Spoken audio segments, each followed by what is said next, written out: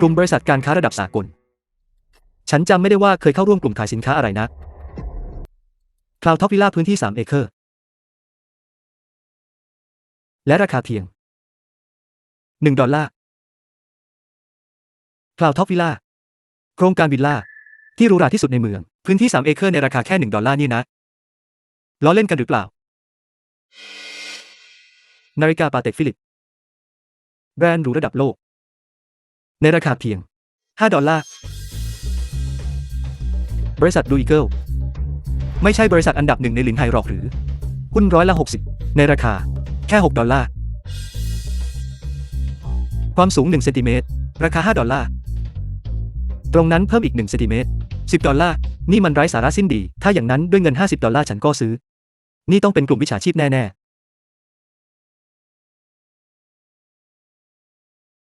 ฉันควรจะลองต้มตุ๋นพวกเขากลับดีไหมนะวิชาชีพพวกนี้กำลังเล่นเกมอะไรอยู่ซื้อคลาวท็อปวิลล่าฉันต้องทำรายการซื้ออย่างไรอะไรนะแค่นี้เนี่ยนะฉันได้จ่ายเงินไปหรือยังพวกเขาไม่ได้แม้แต่จะขอข้อมูลประจำตัวของฉันเลยการซื้ออสังหาริมทรัพย์ปกติต้องมีการลงทะเบียนไม่ใช่หรือไงฉันจำได้ว่าไม่ได้ทำอะไรเลยสักอย่างแล้วนี่ซื้อสำเร็จแล้วพวกมิจฉาชีพไม่สนุกเลย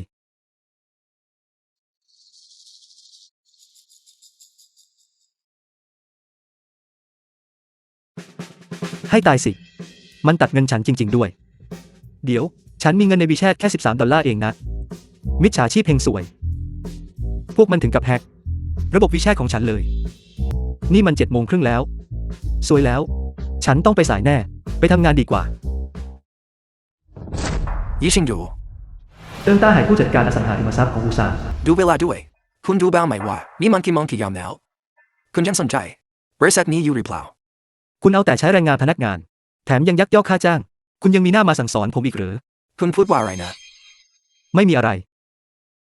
ผมหมายความว่าผมรู้ว่าผมผิดไปแล้วมันจะไม่เกิดขึ้นอีกคุณคิดว่าจะมีครั้งหน้าอีกงั้นหรือคุณก็เป็นแค่เด็กฝึกงานคุณไม่เคารพกฎระเบียบของบริษัทอีกต่อไปแล้วถ้าคุณได้บรรจุเป็นพนักงานประจำจะเป็นขนาดไหนกันนะระยะเวลาฝึกงานถูกขยายออกไปอีก1 เดือนและเงินเดือนของคุณจะถูกหักออกครึ่งหนึ่งในเดือนนี้อะไรนะเงินเดือนลดครึ่งหนึ่งผมได้เงินเดือนแค่$3,000ต่อเดือนแล้วคุณยังจะขยายเวลาฝึกงานของผมอีกด้วยเหตุผลอะไรผมลาออกใครบอกให้คุณลาออกได้คุณคิดว่าคุณเป็นใครกันบอกไว้ตรงนี้เลยนะงานนี้มีคนอยากทำกันเยอะแยะถ้าคุณไม่อยากทำก็มีคนอื่นรอเสียบแทนเพียบเติ้งขี้งกกำลังรังแกพนักงานใหม่คนนั้นอีกแล้วจริงไหมล่ะพอเห็นคนที่มีประสบการณ์น้อยหน่อยก็เริ่มปั่นหัวเขา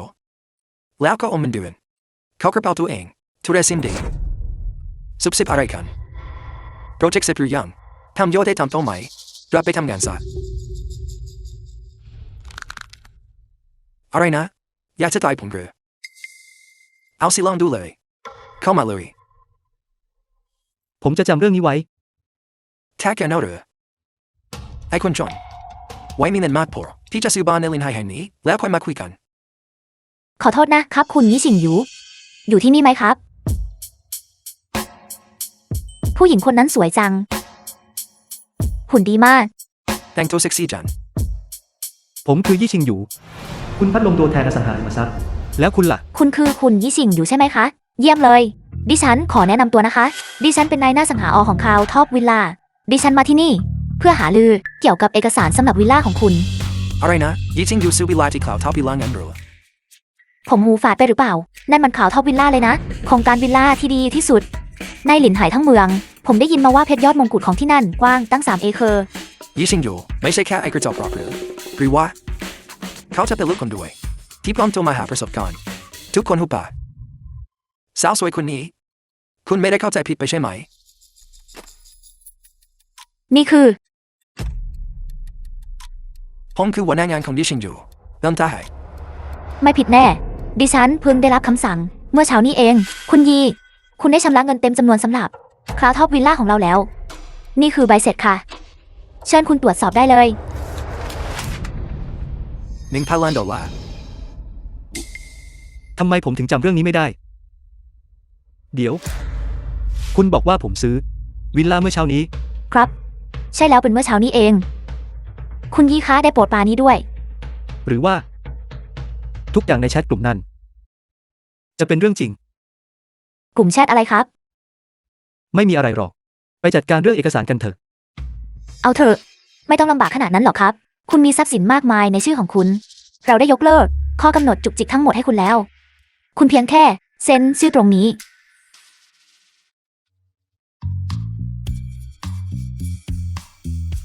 แค่นี้เหรอ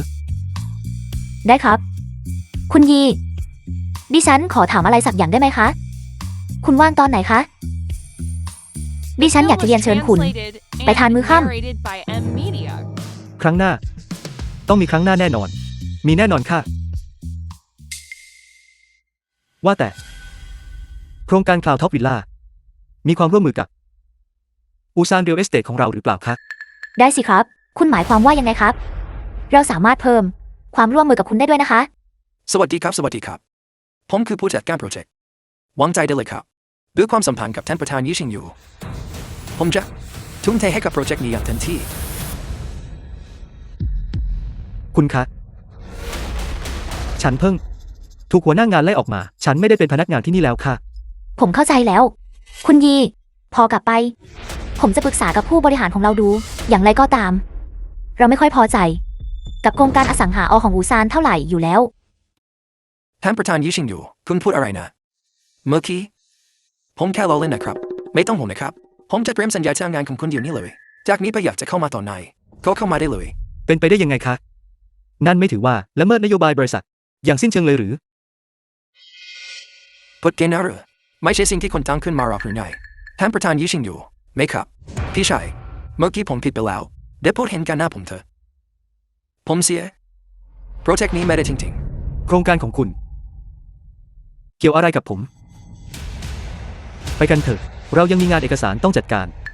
ๆท่านประธานยี่ชิงอยู่อย่าลืมสิผมยังเป็นหัวหน้างานของคุณอยู่ คนระดับนี้คือ ราชาแห่งคลาวท็อปวิลล่า เขาจะมาสนใจ หัวหน้างานกระจอกกอย่างคุณไปทำไม ท่านประธานยี่ชิงอยู่ถ้าวันนี้คุณตราเดินออกจากที่นี่ไป คุณจะไม่มีวันได้เหยียบเข้ามาในบริษัทนี้อีก ด้วยสติปัญญาแค่นี้ยังเป็นหัวหน้างานได้เหรอ คุณรู้ไหมว่าคุณยีสามารถซื้อ ทั้งบริษัทของคุณ ได้ด้วยคำพูดคำเดียว คุณยี ไปกันเถอะ ผมไม่เคยคาดคิดเลยว่าการซื้อของในกลุ่มแชทจะกลายเป็นเรื่องจริงได้ ใช่ The film was translated and narrated ธุรกรรมนี้ by เสร็จสิ้นแล้ว Media. ไว้พบกันใหม่คราวหน้า ไม่จริงหน้า ทุกอย่างในนั้น ถูกซื้อไปเร็วมาก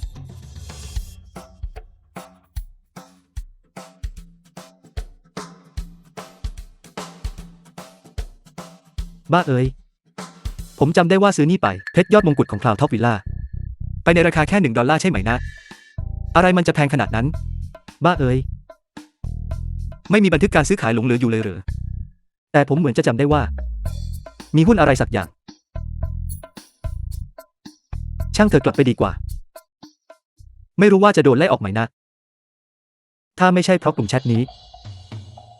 ผมคงไม่มีปัญญาซื้อแม้แต่เฟอร์นิเจอร์ในบริษัทนี้ด้วยซ้ำ ดูนั่นสิ คุณยี่ผู้ร่ำรวยมาถึงแล้ว อิจฉาริษยาได้แต่อยากเลียกเลยยี่ชิงอยู่ไอ้หมาแกยังมีหน้ากลับมาอีกหรือ ผมเป็นพนักงานที่นี่ ทำไมผมจะไม่กลับมาล่ะ เจ้าฉีผู้อำนวยการกลุ่มบริษัทเทียนไฮ แกถูกไล่ออกไปแล้วเด็ดข้าวของแกแล้วใส่หัวไปใส่ เอาเธอผมเลิกคิดละ หัวหน้างานเติมคนนี้เป็นใครผู้อำนวยการเจ้าคุณคงไม่รู้แต่เอ็มมาทุนี้โชคดีไปเจอคนจากคลาวท็อปวิลล่าเขามันเลยอยากใช้โอกาสนี้เพื่อกัดกวางโปรเจกต์ของบริษัทเราที่ทำกับคลาวท็อปเขาชื่ออะไรยี่ชิงดูแกยังยืนบื้ออะไรอยู่คนนี้คือผู้อำนวยการเจ้าฉีจากกลุ่มบริษัทเทียนไหกลุ่มบริษัทเทียนไหเป็นบริษัทมหาชนนะถ้าแกทำให้ตารางของผู้อำนวยการเจ้าต้องล่าช้าต่อให้ใครตัวแกก็ชดใช้ค่าเสียหายไม่ไหวหรอก กลุ่มบริษัทเทียนไห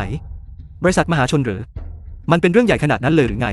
ตัวแล้วหรือผมจะไม่ปิดบังคุณหรอกนะโปรเจกต์คลาวด์ท็อปวิลล่าแค่โปรเจกต์เดียวไม่มีความหมายอะไรหรอกผู้อำนวยการเจ้าโปรเจกต์ที่เรากำลังหารือกับบริษัทของเราในตอนนี้ต่อให้คุณพาคนจากคลาวด์ท็อปมาเจรจาด้วยผมก็ยังต้องคิดไปคิดดูก่อนคุณบอกว่าเขาชื่อยี่ชิงอยู่อย่างนั้นหรือขอประทานโทษครับคุณยีเมื่อเช้านี้คุณได้เข้าไปที่ตลาดหุ้นมาหรือเปล่าครับ ให้ตายเถอะ ผมไม่เคยรู้ด้วยซ้ำว่ามีบริษัทนี้อยู่ แต่เมื่อเช้านี้ ผมได้ซื้อหุ้นของบริษัทแห่งหนึ่งไป ราคาเท่าไหร่กันนะ ผมคิดว่า ผมเข้าตลาดหุ้น และซื้อหุ้นของบริษัทบางแห่ง บริษัทไหนกันแน่ ผมจำไม่ได้ จะเป็นกลุ่มบริษัทเทียนหายของเราหรือเปล่านะ ยี่ชิงดูคุณนัสถิตะไปแล้วหรือไงคิดจะซื้อหุ้นของกลุ่มบริษัทที่ไหนทำไมไม่ลองไปส่องกระจกดูตัวเองสักบ้างดูสิว่าคุณมีค่าพอหรือเปล่าต่อให้คุณซื้ออสังหาชิ้นโบแดงอย่างเปล่าท็อปพิลาได้แล้วยังไงมันก็เป็นแค่อีกหลังหนึ่งกลุ่มบริษัทเทียนหายเป็นบริษัทมหาชนนะบริษัทมหาชนเชียวนะ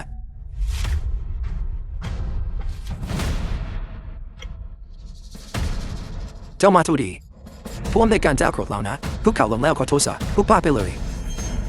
The film was translated and narrated by M Temperton. Media. เป็นเกียรติอย่างยิ่งที่ได้พบคุณท่านประธานผู้อำนวยการเจ้าเขาเป็นแค่เด็กฝึกงานของบริษัทเราครับ คุณไม่ได้เข้าใจอะไรผิดไปใช่ไหม ท่านประธาน คุณจะบอกว่าผม ใช่แล้วเป็นคุณจริงๆพูดตามตรงนะครับกลุ่มบริษัทที่ไหนของเรากำลังประสบปัญหาอยู่เล็กน้อยในช่วงนี้ทางการเงินเรากำลังลำบากและพวกนักพัฒนาสังหาริมทรัพย์ต่างก็เราอยู่ไม่มีใครเลยสักคนที่จะยื่นมือเข้ามาช่วยเหลือโชคดีที่ในตอนนั้นผมได้พบกับคุณได้ซื้อหุ้นของบริษัทเราไป 99% เมื่อเช้านี้คุณแก้ไขวิกฤตเร่งด่วนของเราด้วยตัวคนเดียวและทำให้หุ้นของเราพุ่งทะยานขึ้นในนามของพนักงานทุกคนที่กลุ่มบริษัทเทียนหายผมขอขอบคุณคุณจากใจจริง หุ้นที่ผมซื้อ เมื่อเช้านี้ คือหุ้นของกลุ่มบริษัทเทียนหายนี้หรือแถมยังเป็นบริษัทใน Fortune 500 ด้วยเนี่ยนะ บ้าเอ้ยนั่นหมายความว่าตอนนี้ผมรวยแล้วหรือมีหน้าละทำไมหุ้นไม่กี่ตัว ถึงได้แพงกว่า Cloud Top Villa ที่แท้ก็เป็นหุ้นของบริษัทใน Fortune 500 นี่เอง ลุกขึ้นเถอะ มันเป็นเพียงการกระทำที่ไม่ได้ตั้งใจตราบใดที่มันช่วยคุณได้ก็ดีแล้ว ผมเข้าใจแล้ว แต่บุญคุณครั้งนี้ จะอยู่ในใจของผมตลอดไปในเมื่อคุณได้ครอบครองหุ้น 99% ของเราแล้วคุณก็คือท่านประธานเพียงคนเดียวของเราผู้อำนวยการเจ้าคุณไม่ได้เข้าใจผิดใช่ไหมครับคุณแน่ใจนะว่าเป็นคุณยี่ชิงอยู่คนนี้คุณกำลังสงสัยในตัวผมอยู่หรือไม่เลยสักนิดครับ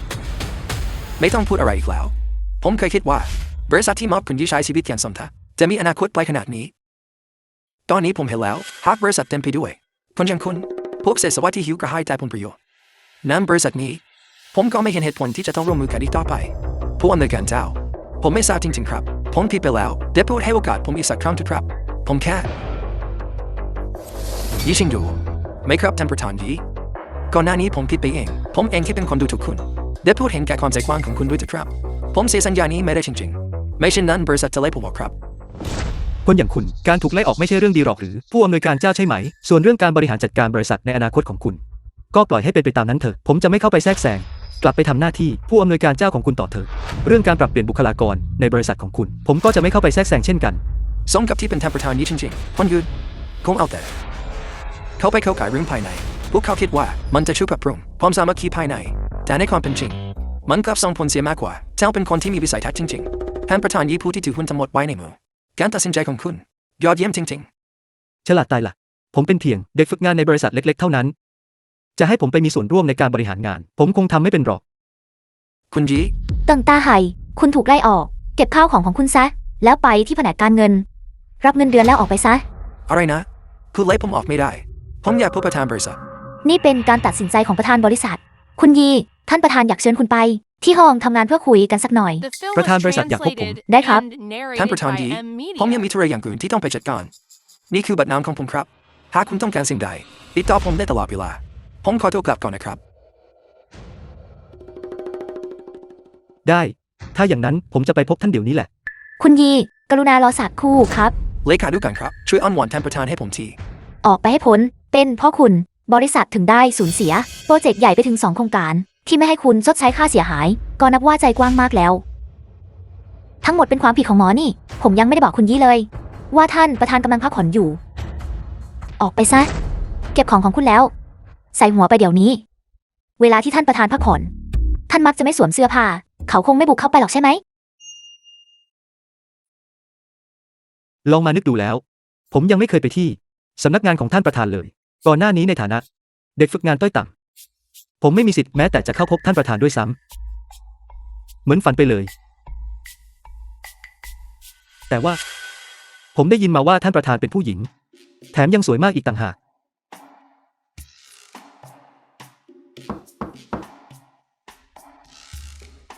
ท่านประธานครับผมขออนุญาตเข้าไปนะครับ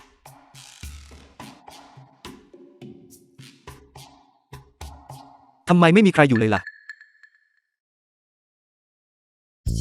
คุณ ยังมองหาอะไรอยู่อีกหรือ ผมขอโทษครับ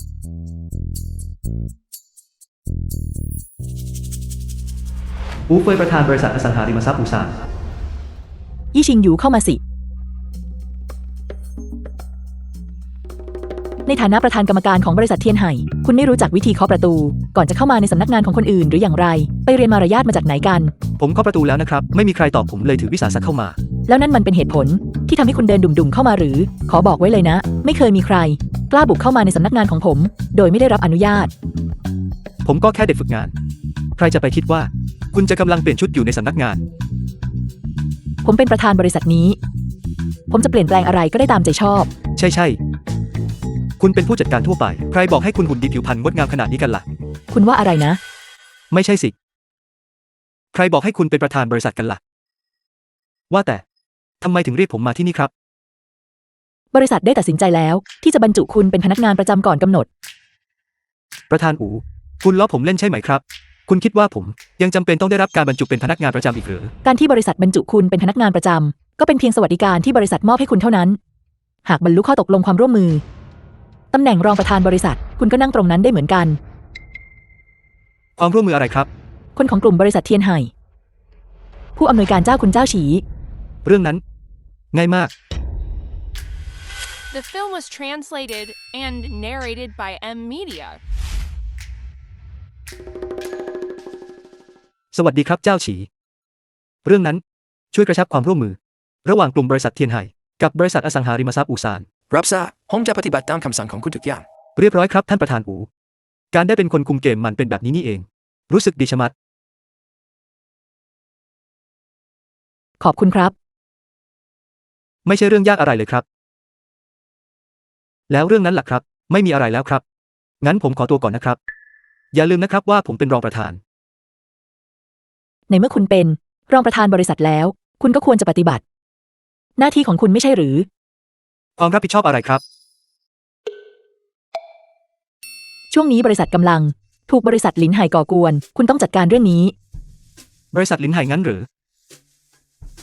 นั่นไม่ใช่ศัตรูตัวฉกาจของเราหรอกหรือ นี่คุณวางแผนไว้หมดแล้วหรือ แน่นอนว่าไม่ ยี่ชิงหยู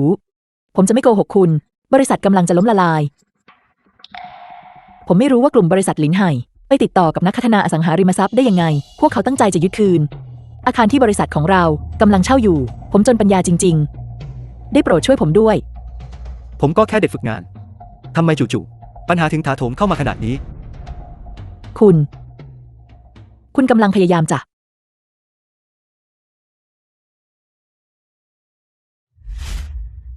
คุณกำลังพยายามจะ ไม่เอาหน้า ท่านประธานอูอย่าทำแบบนั้นเลยครับ ผมจะช่วยคุณเอง ฝันไปเถอะ ดี งั้นก็ตกลงตามนี้ ส่วนเรื่องที่เหลือ ผมจะส่งเลขานุการไปช่วยคุณ หากคุณมีคำถามอะไร ก็สื่อสารกับเธอได้เลย รองประธานของผม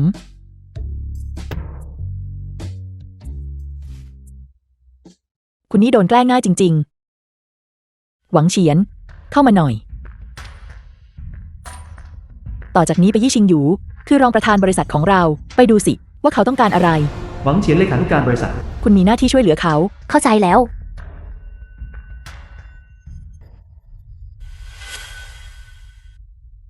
รองประธานยีมีอะไรหรือเปล่า สถานที่ตั้งแห่งใหม่ของบริษัทได้ข้อสรุปแล้ว ทุกอย่างเรียบร้อย รองประธานยีจอริงลิงเหรอครับ ผมซื้อ อาคารพาณิชย์บนถนนหนานซาน ชื่อว่าอะไร เฉาหยางพลาซ่า คุณพูดว่าอะไรนะ คุณซื้อเฉาหยางพาซ่างั้นเหรอ ถูกต้อง คุณรู้ไหม ผมทราบดีครับ นั่นมันเฉาหยางพาซ่าเลยนะ ใจเย็นทำไมคุณถึงประหลาดใจนักล่ะ มันก็แค่อาคารพาณิชย์ อาคารพาณิชย์หรือครับท่านประธานยีคุณไม่ทราบจริงๆหรือครับ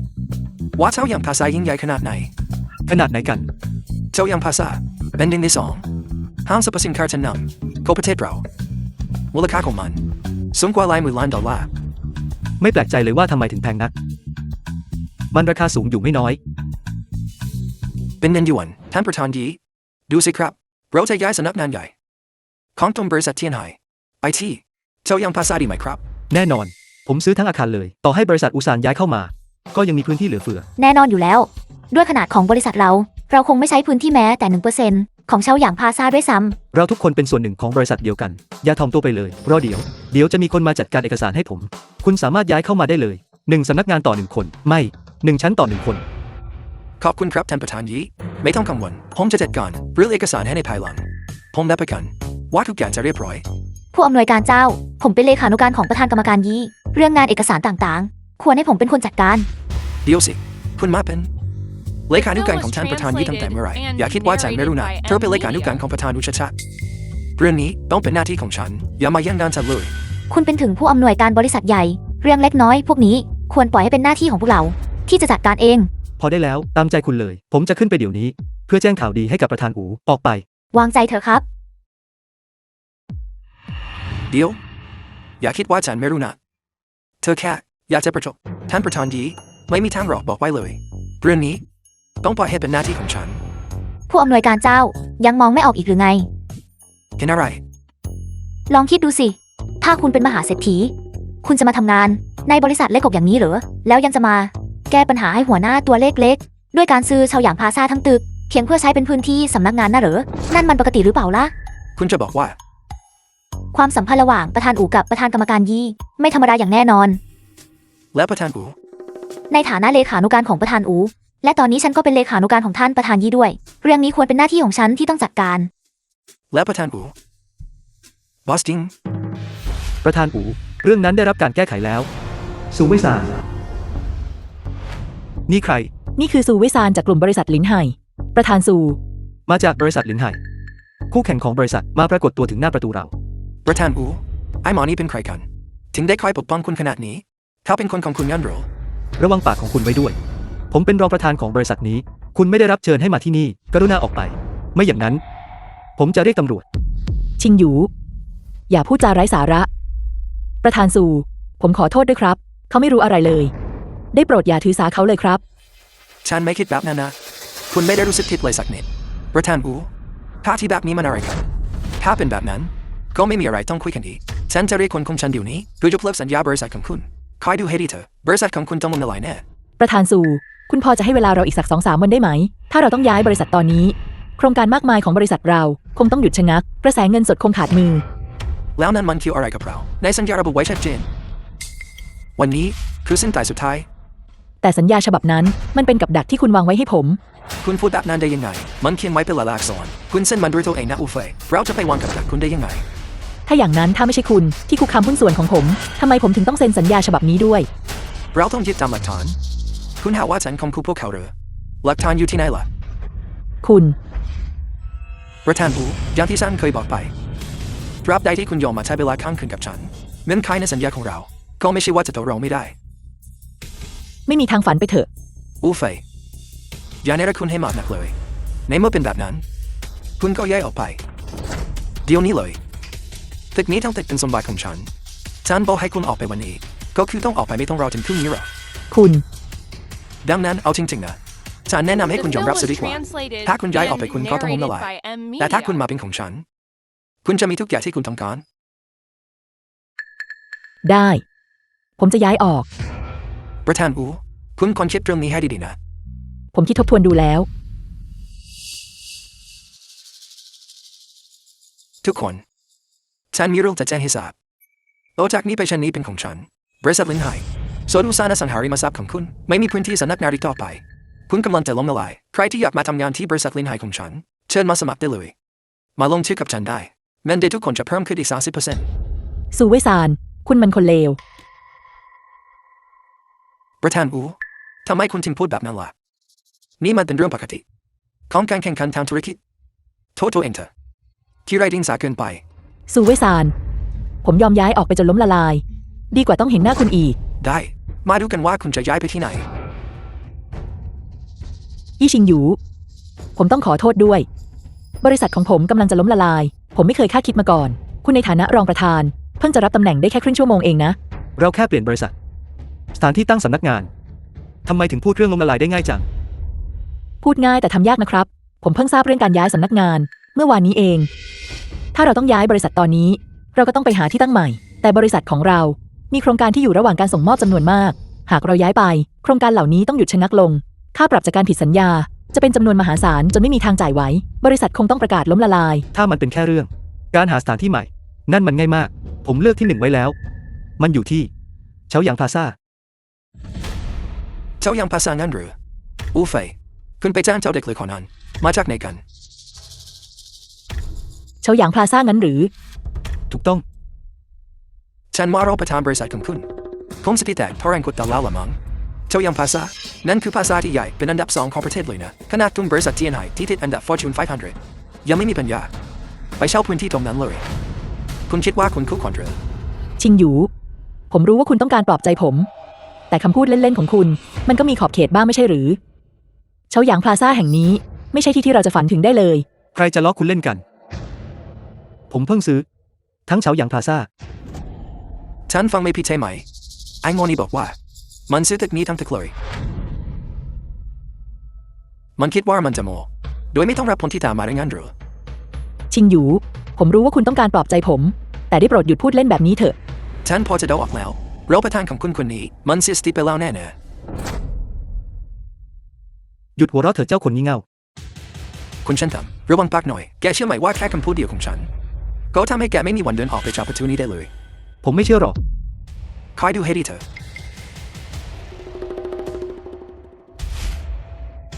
The ท่าน film ประธาน was ยี translated คุณจากเซาหยางพลาซ่า and มาถึงแล้วค่ะ narrated by M. เร็วขนาดนี้เลย งั้นเราก็ดำเนินการเรื่องเอกสารกันได้เลย นี่คือเลขานุการของคุณนั้นเรืออูเฟยน่าประทับใจบริษัทอุตสาหกรรมเอสเตทของคุณเต็มไปด้วยเรื่องประหลาดจริงๆคุณถึงกับพาเลขานุการมาเล่นละครตบตาไปกับคุณด้วย หวังเฉียน ทำไมคุณถึงมาคล้อยตามยี่ชิงหยูในเรื่องไร้สาระแบบนี้ด้วย ไม่ใช่หรอกประธานอู เรื่องจริงนะคะ คนจากเฉาหยางพลาซ่ามาที่นี่จริง ๆ พวกเขามาเพื่อช่วยท่านประธานยีดำเนินการเรื่องเอกสารของเฉาหยางพลาซ่าที่ท่านเพิ่งซื้อไป ผมรู้ฝ่ายไปหรือเปล่าคุณพูดว่าอะไรนะซื้อคุณคิดจริงๆหรือว่าไอ้คนกระจอกนี่จะซื้อเช่ายังภาษาได้ คุณยี คุณมาทำอะไรที่นี่ ทำไมหรือ คุณไม่ดีใจที่ได้พบฉันหรือคะคุณยี คุณไม่ได้อยู่ที่ คุณไปขายอสังหาที่คลาวท็อปวิลล่ามาไม่ใช่หรือ เราไม่ใช่ผู้พัฒนาโครงการข่าวท็อปตราบใดที่เป็นโครงการอสังหาริมทรัพย์ เราก็พร้อมเข้าร่วม เธอมีส่วนร่วมในทุกเรื่อง ในกลุ่มการค้านี้เลยหรือไง พัดลมคุณคือคนพัดลม สู้ไว้ซานคุณมาทำอะไรที่นี่ ดิฉัน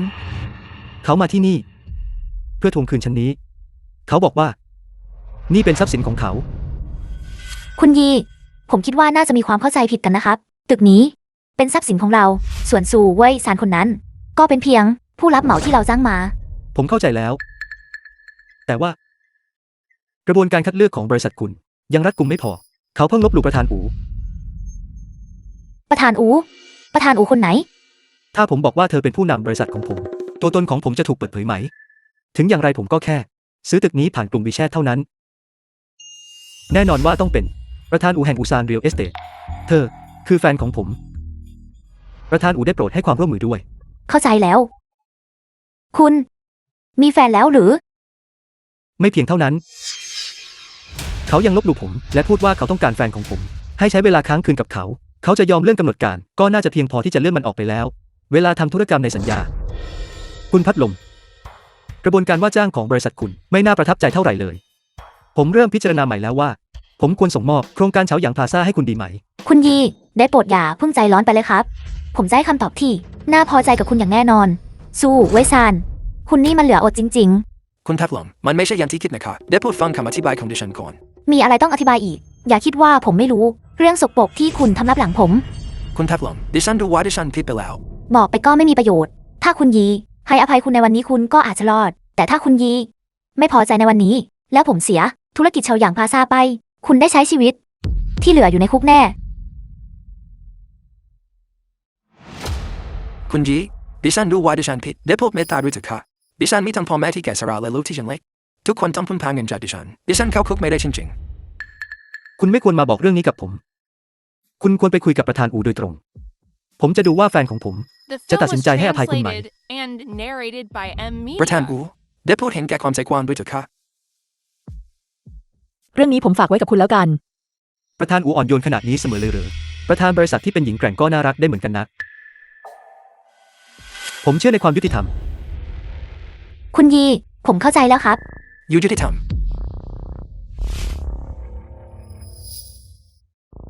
ยังไม่ยอมแพ้อีกหรือ ผู้อำนวยการระดับสูงกลับมาดึงดันจะแย่งกับเลขานุการตัวเล็กๆเพียงเพราะเรื่องเอกสารไร้สาระช่างเป็นพวกประจบสพ ผู้อำนวยการเจ้าผู้อำนวยการเจ้าแห่งกลุ่มบริษัทเทียนไห่ท่านประธานยีคุณเรียกเขาว่าอะไรนะคุณหัวหนวกหรือตาบอดกันแน่นี่คือท่านประธานยี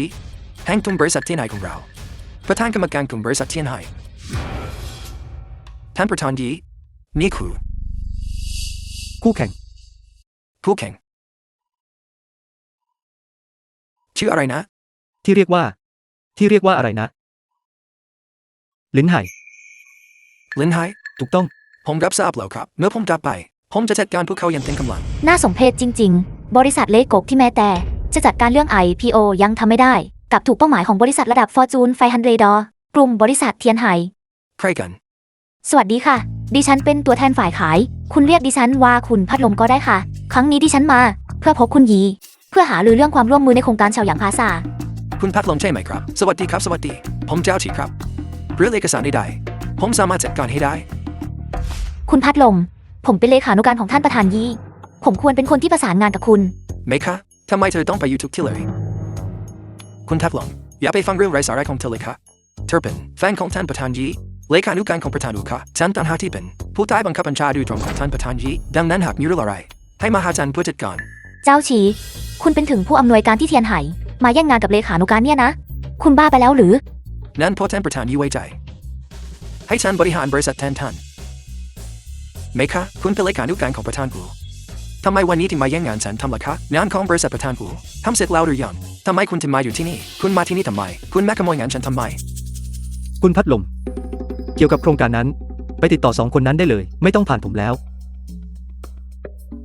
คุณยี เรื่องเอกสารเป็นเรื่องที่สำคัญมาก โดยเฉพาะกับโครงการใหญ่อย่างเฉาหยางพาซายังมีขั้นตอนบางอย่างที่ยังคงต้องให้คุณเข้าร่วมด้วยตัวเอง อีกอย่างคราวที่แล้ว เราตกลงกันไว้ ว่าจะไปทานมื้อค่ำด้วยกันไม่ใช่หรือคะ เดี๋ยวก่อน ฉันกับแฟนมีนัดกันแล้ว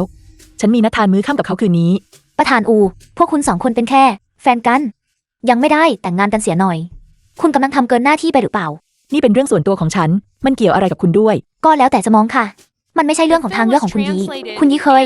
ซื้อเพชรยอดมงกุฎอย่างคราวท็อปวิลล่ามาแล้ว และตอนนี้เขาก็จ่ายเงินเต็มจำนวนสำหรับโครงการเฉาหยางพาซานั่นบอกอะไรคุณได้บ้างล่ะ มันหมายความว่าคุณยี เขาชอบอะไรที่มันยิ่งใหญ่ ยิ่งใหญ่มาก โครงการใหญ่ๆไง คุณว่าจริงไหมครับ คุณยี ใหญ่แล้วมันผิดตรงไหน ใหญ่กว่าต้องดีกว่าเสมอไปหรือไง โครงการใหญ่ก็ไม่มีปัญหาอะไรหรอก ดูสิ ผมมีนัด กับแฟนผมคืนนี้แล้ว วันนี้พอแค่นี้เถอะ ถ้าอย่างนั้น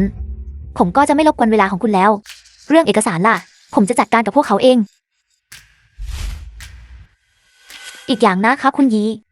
ถ้าคุณชอบอะไรที่ยิ่งใหญ่ ไม่ว่าจะเป็นอสังหาหรืออะไรก็ตาม ติดต่อผมมาได้เสมอเลยนะครับ เจ็บนัก ท่านประธานยีคุณนี่เสน่ห์แรงจริง ไม่เป็นไรหรอก ๆ ใหญ่ตัวร้าย ระวังตัวไว้หน่อยก็ดีเดี๋ยวจะติดอะไรมา เรื่องนั้น ผมไม่ใช่คนแบบนั้น แต่ก็นั่นแหละ คุณไม่ใช่แฟนของผม ทำไมคุณต้องกังวลขนาดนั้นด้วย ก็คุณนั่นแหละที่เป็นคนพูดเอง ว่าฉันเป็นแฟนของคุณเมื่อกี้นี้ นั่นไม่ใช่แค่ การกระทำที่จำเป็นหรอกหรือ ต้องขอโทษด้วย เอกสารเหล่านั้น ผมส่งไปดำเนินการเรียบร้อยแล้ว ทันทีที่สรุปผล เราก็สามารถย้ายเข้าได้เลย ตกลง ถ้าไม่มีอะไรแล้ว ผมคงต้องขอตัว เดี๋ยวก่อน อะไรนะ มีอะไรผิดปกติหรือมีเรื่องอื่นอีก เรื่องวันนี้ ขอบคุณนะ ถึงอย่างไร ผมก็เป็นรองประธานบริษัท การช่วยบริษัทก็คือการช่วยตัวผมเอง มันไม่เหมือนกันหรอก บริษัทนี้ คือผลงานทั้งชีวิตของฉัน ถ้าหากฉันถูกลากเข้าไปติดกับดักของบริษัทลิ้นไห่จนบริษัทต้องล้มละลาย ฉันคงเสียใจไปตลอดชีวิต คุณช่วยบริษัทไว้และคุณก็ช่วยฉันไว้ด้วย ขอบคุณมากนะ ไม่มีอะไรหรอก งั้นนี่ฉันเลี้ยงมื้อค่ำคุณเป็นการตอบแทนนะ อะไรนะ อะไรกัน คุณไม่อยากไปหรือไง หรือว่าคุณสนใจโครงการใหญ่นั่นมากกว่า ผมเต็มใจ ไม่ใช่คุณ เอาล่ะ ไปรอฉันที่ฟูไห่หยุนเทียงก็แล้วกัน พอฉันจัดการงานเสร็จ เดี๋ยวฉันจะตามไป โอเคผมไปละ อูเฟย อย่าบอกนะว่าเธอตกหลุมรักเขาไปแล้ว เธอสนใจเด็กคนนี้จริงๆเหรอ ไม่จะเป็นไปได้ยังไง เธอชอบเขา ไม่มีทางเป็นไปได้หรอก ประธานอู่เรื่องนั้น ทำไมคุณถึงกลับมาอีกล่ะ ผมแค่อยากจะถามว่า ฟูหายหยุนเทียนอยู่ที่ไหน ใช้ GPS แล้วใส่หัวไปซะ เดี๋ยวก่อน เมื่อกี้ คุณได้ยินอะไรหรือเปล่า ไม่ ผมไม่ได้ยินอะไรเลย คุณอย่าได้ยินอะไรเลยจะดีที่สุด ไม่อย่าง The นั้นผม film was translated ไม่ต้องห่วง and narrated ผมไม่ได้ยิน by อะไรเลยจริง Media. งั้นผมขอตัวก่อนนะ ประธานอู่เมื่อกี้คุณหมายความว่ายังไง ชอบเขาเหรอ เขาคือใคร เป็นผมเหรอ ไม่น่าเป็นไปได้นะ เราเพิ่งเจอกันแท้ๆ เธอจะมาชอบผมได้ยังไง การแกล้งเป็นแฟนกับเธอ หมายถึงผมใช่ไหม ท่านครับ ท่านมองเมนูอาหาร มาครึ่งชั่วโมงแล้วนะ ขอโทษด้วยนะ ผมกำลังรอใครบางคนอยู่ เดี๋ยวผมค่อยสั่งอาหารครับ ช่างเถอะ ผมขอดูกลุ่มการซื้อขายก่อน ธุรกรรมใหม่ในวันนี้หุ้น 100% ของฟูหายหยุนเทียน ฟูหายหยุนเทียน นี่ไม่ใช่ร้านอาหารงั้นเหรอ มากกว่า$20 ราคาธุรกรรมจำกัดเวลา $23.12 สหรัฐ บ้าจริง ร้านอาหารนี้ราคาสูงกว่า หุ้นของกลุ่มบริษัทเทียนหายอีกงั้นเหรอ ก็แค่ร้านอาหารแท้ๆ ทำไมถึงแพงขนาดนี้ ขอแสดงความยินดีกับสมาชิกยี่ชิงอยู่ที่ทำธุรกรรมหุ้นของฟูหายหยุนเทียนสำเร็จ ตอนนี้ผมเป็นเจ้าของร้านอาหารแห่งนี้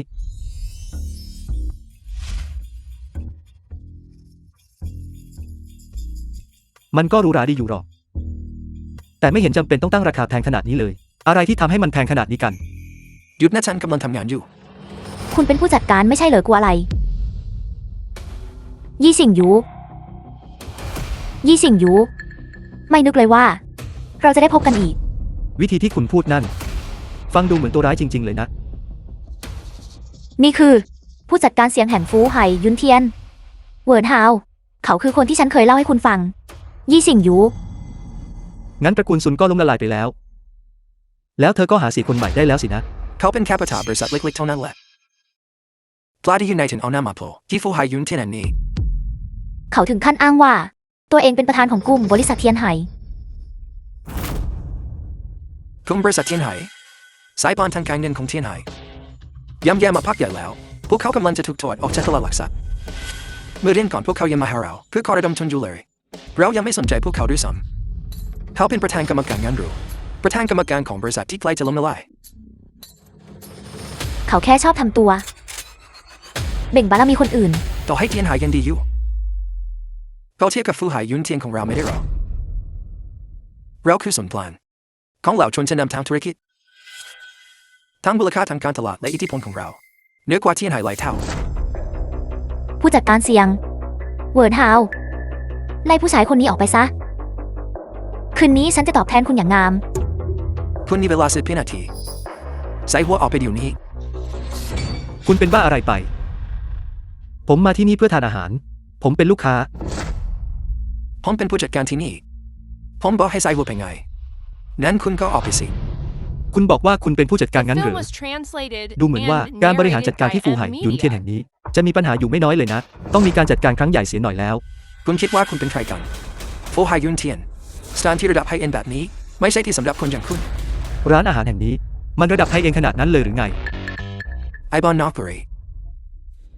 คุณดูอะไรบ้างไหมอาหารมื้อเดียวที่นี่ราคาเริ่มต้นที่6 หลักแค่มื้อเดียวคุณยังจ่ายไม่ไหวเลยต่อให้เอาเงินเดือนทั้งปีมาจ่ายก็ตาม มื้ออาหารมันแพงขนาดนั้นเชียว ไม่แปลกใจเลยที่มูลค่าของมันจะสูงกว่ากลุ่มบริษัทเทียนไห่อูเฟยชวนผมมาทานข้าวที่นี่ เธออาจจะชอบผมจริงๆงั้นเหรอ ตัวแล้วเหรอนั่นก็ใส่หัวไปให้พ้นอย่าให้ผมต้องเรียกพนักงานรักษาความปลอดภัย อูเฟยกำลังมา อย่าปล่อยให้พวกแมลงวันพวกนี้มาทำลายบรรยากาศของเธอเลย คุณคือผู้จัดการที่นี่ใช่ไหม คุณถูกไล่ออก ออกไปได้แล้ว สมองฝากไว้ที่บ้านหรือไงไล่ผมออกคุณคิดว่าคุณเป็นใครกัน ยี่สิงหยู คุณยังชอบ ฝันกลางวันอยู่สินะ คุณคิดว่าที่นี่ เป็นบริษัทกระจอกของคุณหรือไง จะไล่ผู้จัดการเสียงออกนั้นเหรอ ใครให้สิทธิ์คุณทำแบบนั้น ออกไปจากที่นี่เดี๋ยวนี้อย่าให้ผมต้องเรียกพนักงานรักษาความปลอดภัยไอ้หมาคิดเรื่องแกทับจะห้องเครื่องเกินไปแล้วนะในเมื่อแกไม่ยอมไปฉันจะหักขาแกแล้วโยนแกออกไปเอง พนักงานรักษาความปลอดภัยเกิดวุ่นวายอะไรกันขึ้นนี่เป็นตลาดสดหรือไงท่านประธานท่านมาที่นี่ได้อย่างไรครับ ผมนึกว่าคุณเป็นบอสใหญ่ และคุณเป็นมือขวาเสียอีก ผมไม่คิดเลยว่า คุณจะมีคนที่คุณเกรงกลัวด้วย ไอ้หมาขี้เรือนตาบอดหรือไงนี่คือประธานกรรมการของร้านอาหารทำหอมแทนประธานทำแกกล้าพูดกับลูกค้าแบบนี้ได้ยังไงเขาไม่ใช่ลูกค้ามันแอบเข้ามาครับคุณจีคุณคือคุณจีใช่ไหม ทั้งห้องใช่ไหม ผมคือยี่ชิงอยู่ ไอ้สัตว์เลวแกกล้าพูดกับท่านประธานทำแบบนี้ได้ยังไงคุกเข่าให้ท่านประธานทางเดี๋ยวนี้ท่านประธานทำท่านตีผมทำไมครับท่านประธานครับผมไม่ทราบว่าท่านประธานจะมาผมบกพร่องที่ไม่ได้ทำดับท่านให้สมเกียรติโปรดให้อภัยผมด้วยครับ ทีนี้ ผมมีอำนาจพอที่จะไล่คุณออกไหม อะไรนะนี่คุณเป็นเจ้าของร้านอาหารแห่งนี้งั้นหรือคุณยึดแทนนี่เพิ่งเข้าซื้อหุ้นทั้งหมดของบริษัทเราไปจนครบถ้วนตอนนี้เขาคือผู้ถือหุ้นรายเดียวของฟูไฮยุนเทียนและเป็นเจ้านายใหญ่ของเราท่านประธานครับผมไม่ทราบจริงๆว่าท่านคือเจ้านาย นั่นไม่เกี่ยว กับเรื่องที่คุณจะรู้หรือไม่รู้หรอก เพียงเพราะคุณไม่รู้คุณถึงดูถูกคนอื่นได้งั้นหรือ คุณเป็นถึงระดับ ผู้จัดการของร้านอาหารนี้ คุณจีเกิดเรื่องอะไรขึ้นหรือเปล่าครับ เขาคือผู้จัดการที่คุณแต่งตั้งมา ใช่ เขาเพิ่งจะพยายาม ไล่ผมออกไป บอกว่าผมไม่คู่ควร ที่จะมาทานอาหารที่ฟูหายยุนเทียน นี่น่าเหรอ คือการบริหารจัดการของฟูหายยุนเทียน ท่านประธานเรื่องนี้ไม่ใช่ความตั้งใจของผมอย่างแน่นอนผมไม่รู้เรื่องอะไรเลย ร้านอาหารมีไว้เพื่อบริการแขก อาหารอาจจะมีความแตกต่างในเรื่องคุณภาพและราคา แต่แขกทุกคนสมควรได้รับความเคารพอย่างเท่าเทียม ลูกค้าคือพระเจ้า รับทราบครับท่านประธานคำพูดของท่านผมจะจดจำเอาไว้ และผมจะกำชับพนักงานทุกคน ให้ปฏิบัติตามอย่างเคร่งครัด ดี อย่างน้อยร้านอาหารนี้ก็มีคุณค่าขึ้นมาบ้าง ไม่อย่างนั้น$20นั่นคงเสียเปล่า ผมจะพยายามทำให้ที่นี่เป็นร้านเก่าแก่ที่มีชื่อเสียง รับทราบครับท่านประธานผมจะพยายามอย่างสุดความสามารถเพื่อยกระดับคุณภาพของเรา และตั้งเป้าที่จะก้าวขึ้นไป เป็นสถานประกอบการชั้นน ทีนี้ คุณรู้แล้วใช่ไหมว่าต้องทำอย่างไร ำรับทราบครับท่านประธานคุณทุกเพลย์ออกไปเดี๋ยวนี้ท่านประธานทำผมเสียงานนี้ไม่ได้จริงๆครับได้โปรดให้โอกาสผมอีกสักครั้งเถอะผมขอร้องอย่าไล่ผมออกเลยนะครับท่านประธานผมไม่ทราบจริงๆว่าท่านคือเจ้านายหากผมรู้ผมคงไม่กล้าไล่ท่านออกแม้ต้องตายก็ตาม คุณไม่รู้ เลยไล่ผมออกไปงั้นหรือ คุณไม่ได้ให้โอกาสผมตั้งแต่แรก ลากตัวเขาออกไปไม่นะผม ผมจองห้องไว้แล้ว ผมมีแขกคนสำคัญกำลังจะมาถึง จัดการเตรียมทุกอย่างให้พร้อม รับทราบครับท่านประธานผมจะจัดการให้ท่านพึงพอใจที่สุด ทำไมคุณยังไม่ไปอีก ยี่สิงหยูให้โอกาสผมอีกครั้งนะครับ ผมจะไม่ดูถูกใครอีกแล้ว ขอโอกาสให้ผมอีกสักครั้งเถอะ แค่ครั้งเดียว ผมให้โอกาสคุณมากพอแล้วนะ ฉันเองก็ไม่อยากเจอเขาเหมือนกัน ครับ ฉันเป็นแฟนของยี่สิงหยูใครกล้าแต่ต้องตัวฉัน เราเลิกกันไปนานแล้ว ใครบอกว่าเราเลิกกันแล้ว ฉันอุ้มท้องลูกของคุณมานานแล้วนะ เรื่องนั้นมันเกิดขึ้นเมื่อไหร่ เรายังไม่เคยมีอะไรกันเลยด้วยซ้ำ ลูกจะมาจากไหนได้ เราเคยคบกันแต่เราไม่เคยล้ำเส้นกันเลยท่านยังไม่เชื่อเลยเจ้านายของเราเป็นคนธรรมดาที่ไหนกันล่ะเขาแค่กำลังอดทนอยู่บางทีเขาอาจจะแค่กำลังทดสอบเธอก็ได้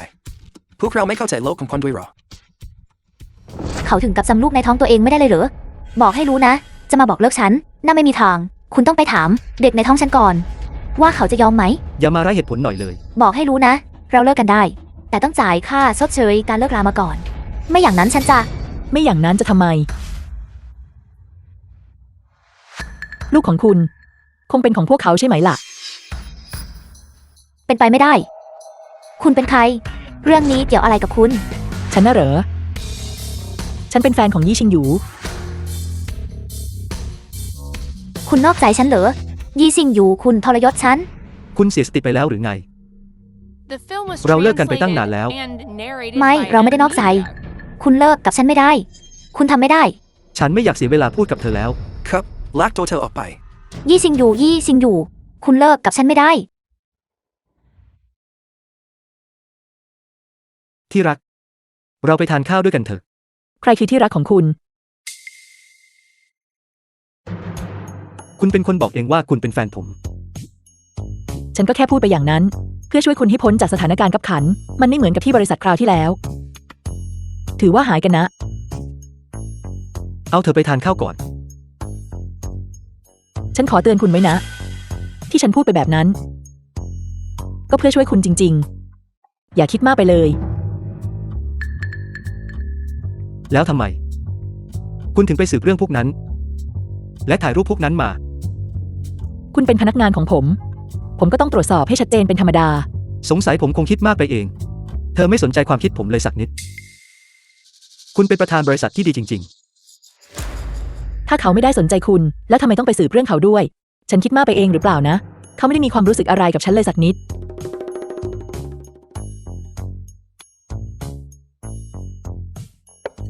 อาหารมาแล้ว ดื่มกันหน่อยไหม ดื่มไหม แน่นอน แน่นอนเราต้องดื่ม ต้องดื่มสิ ดี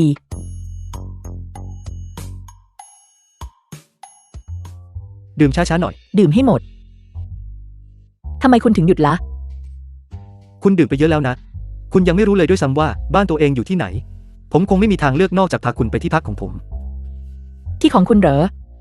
ที่ของคุณมันเล็กจัง นั่นสิ คุณชอบของเล็กๆเหรอ ใช่ ผมบอกแล้วว่าผมชอบของชิ้นเล็ก ผมไม่ชอบของชิ้นใหญ่ ฉันไม่ได้ตัวใหญ่อะไรขนาดนั้น ดูคุณสิ พอเมาแล้วก็พูดจาเพ้อเจ้อ ผมดื่มไม่ไหวขนาดนั้นหรอก ทำไมต้องฝืนตัวเองขนาดนั้นด้วย ดื่ม ยังจะดื่มอีกเหรอ ดื่มอีก ตอนนี้ผมห้ามคุณไม่ได้แล้วสินะ ฉันแค่อยากดื่ม ฉันแค่อยากดื่ม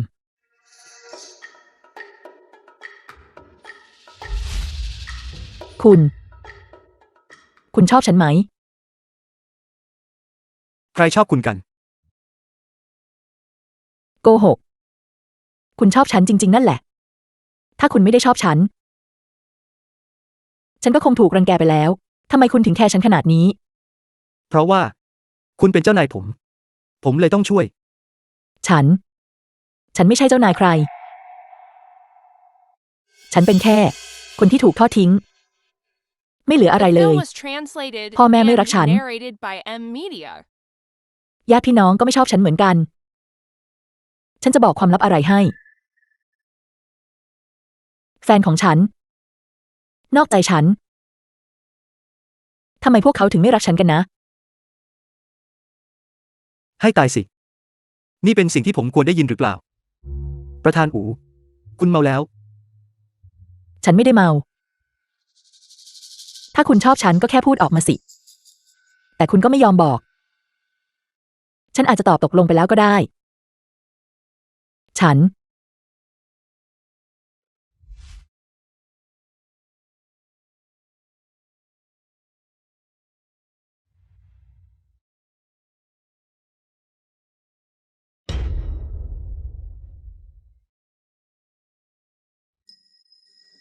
ผมจัดการเองได้ อย่าฉีกเสื้อผมนะ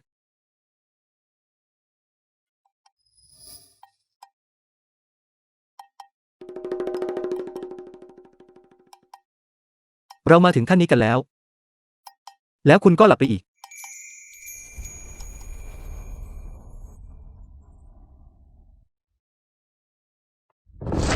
คุณคนหน้าไม่อาย ช่วยโอกาสกับคนอื่น ทำไมถึงดูผมล่ะ ที่นี่ที่ไหน ฉันมาอยู่ที่นี่ได้ยังไง ทำไมคุณถึงมานอนข้างฉัน นี่ที่พักของผมเอง เมื่อคืนคุณเมามาก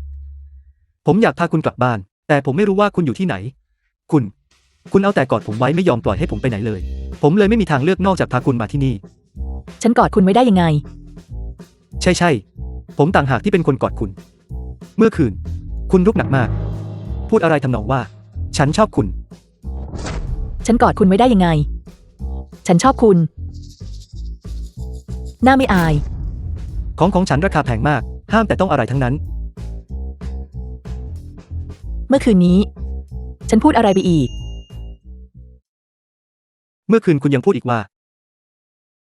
แฟนเก่าของคุณนอกใจ ฉันเตือนคุณไว้นะ ถ้าคุณบอกใคร เรื่องเมื่อคืนนี้ คุณตายแน่ โอเค ผมไม่รู้อะไรเกี่ยวกับ แฟนเก่าของคุณหรอก ผมรู้แค่ว่า คุณบอกว่าชอบผม คุณกำลังหาเรื่องเจ็บตัว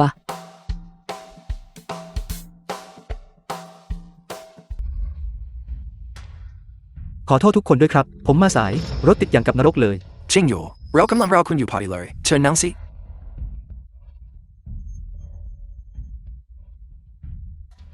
ยังซื้อบริษัทให้ภรรยาอีกหรือ หัวหน้าห้องฉันเห็นจากข้างนอกนายขับรถปอร์เช่จริงๆด้วยคันนั้นราคาตั้งล้านกว่าเลยนะตั้งแต่เรียนจบมาผมก็พอมีเงินเก็บนิดหน่อยนะครับไม่คุ้มที่จะพูดถึงเราครับหัวหน้าห้องนายทำตัวเกินไปแล้วขับเพื่อประคับอีหลานแล้วเรียกว่ามีเงินนิดหน่อยนี่นะ หัวหน้าห้อง วันนี้ช่วยขับรถไปส่งฉันที่บ้านหน่อยได้ไหม ฉันไม่เคยนั่งรถปอร์เช่มาก่อนเลย ก็ได้ครับคำขอจากเพื่อนเก่าผมยินดีทำตามแน่นอนครับเช่นเมียนฉันว่าเธอกับหัวหน้าห้องเหมาะกันมากเลยนะ หัวหน้าห้องออกจะเพียบพร้อมขนาดนั้น เขาจะใช้ตามองฉันบ้างไหมนะ The นั่น film ก็ was ไม่แน่หรอก translated เอาเวลา and เป็นเรื่องคุยกันเถอะ narrated by เรา M ทุกคนก็เพื่อน Media. เก่ากันทั้งนั้นครั้งนี้ผมเชิญทุกคนมาที่ฟูไห่ยุนเทียนก็เพื่อมาพบปะสังสรรค์กันว่าแต่ยี่ชิงอยู่ผมจำได้ว่าสมัยเรียนคุณเป็นนักเรียนโฮกจิขอถามหน่อยตอนนี้คุณทำงานที่ไหน แน่นอนผมเทียบคุณไม่ได้หรอกครับหัวหน้างาน ผมน่าหรือ ผมทำงานอยู่ที่บริษัทของแฟนผม นึกไม่ถึงเลยว่าตลอดเวลาที่ผ่านมาเธอจะก่อผู้หญิงกิน เช่นเมียนผมจำได้ว่าสมัยเรียนคุณยังเคยตามจีบยี่ชิงอยู่เลยไม่ใช่เหรอ ตอนนั้นฉันคงตาบอด ถ้ารู้ว่าเขาเป็นพวกขี้แพ้แบบนี้ ฉันคงไม่ใช้ตามองเขาหรอก ก็ใช่นะสิถ้าไม่ใช่เพราะหัวหน้าห้องเขาคงไม่มีโอกาสได้ยังใครเขามาในร้านระดับฟูไห่ยุนเทียนแบบนี้หรอเอาเถอะนะเลิกทิ้งกันได้แล้วผมสงสัยว่าเพื่อนร่วมเทนยี่อาจจะกำลังเจอปัญหาอะไรอยู่หรือเปล่าก็เป็นไปได้นะพูดออกมาสิยี่ชิงอยู่ ผมไม่มีปัญหาอะไรหรอก แฟนผมดูแลผมดีมาก ดังนั้นการเรียกคุณว่าขี้แพ้ ก็ยังถือว่ายกย่องคุณเกินไป ฉันไม่รู้ลิงว่าแฟนของคุณทำบุญทำกรรมอะไรมา ถึงได้มาลงเอยกับขยะอย่างคุณ